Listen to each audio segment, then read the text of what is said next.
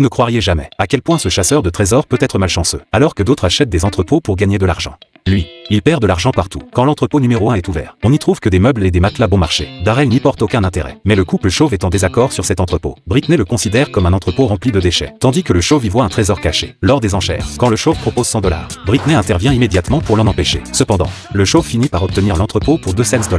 Passant à l'entrepôt numéro 2. Dès l'ouverture, Barry commence à fouiller partout. Force est de constater qu'il n'a pas vraiment le don pour gagner de l'argent. Mais son équipement est très avancé. Darrell remarque un objet métallique et, piqué par la curiosité, décide de tenter sa chance. Lors des enchères, bien que Barry ne veuille pas vraiment de cet entrepôt, il propose comme d'habitude une mise de base de $100.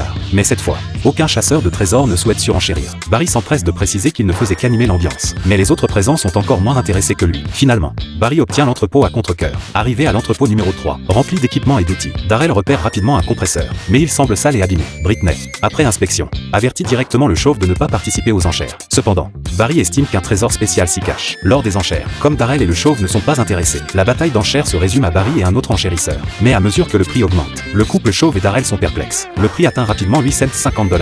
Darrell tente de dissuader Barry, mais en vain. Finalement, Barry obtient l'entrepôt pour $1000. Une fois les enchères terminées, Barry propose à Darrell de lui vendre l'entrepôt acheté $100. Darrell lui offre directement $5, lui disant qu'il doit assumer sa propre stupidité. Cela rendit Barry furieux au point de jurer. Il décide finalement de tirer à pile ou face pour fixer le prix. Si Darrell gagne $5, si Barry gagne $50.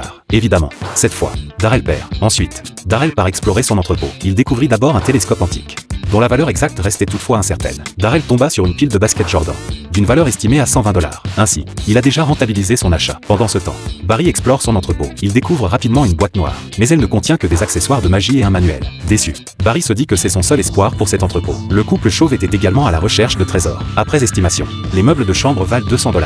Ensuite, Britney repère un paquet par terre. Il s'agit en fait de vitres Tiffany. Il semble qu'ils aient fait une bonne affaire. Pendant ce temps, Darrell emmena le télescope pour le faire évaluer. Le spécialiste indique qu'elle date du début du 19e siècle et vaut désormais $475. En entendant cela, Darrell et son fils sont ravis, puisque leur bénéfice est déjà décuplé. Au final, l'entrepôt de Darrell fut vendu pour $595, ce qui lui rapporta $545 après déduction des frais. Le couple chauve fit également évaluer ses vitres. Le spécialiste leur annonce qu'il s'agit de reproduction, bien que la fabrication et l'apparence soient plutôt splendides, qu'elles peuvent encore se vendre $250.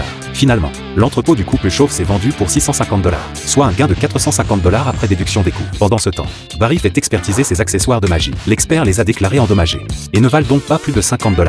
À ces mots, Barry est effondré. L'entrepôt qu'il a cédé à bas prix a permis à d'autres de gagner de l'argent, mais celui qu'il avait payé cher lui avait coûté très cher. Finalement, son entrepôt ne lui rapporte que $50, soit une perte de $1000 après déduction des coûts. Il faut dire que Barry est vraiment malchanceux.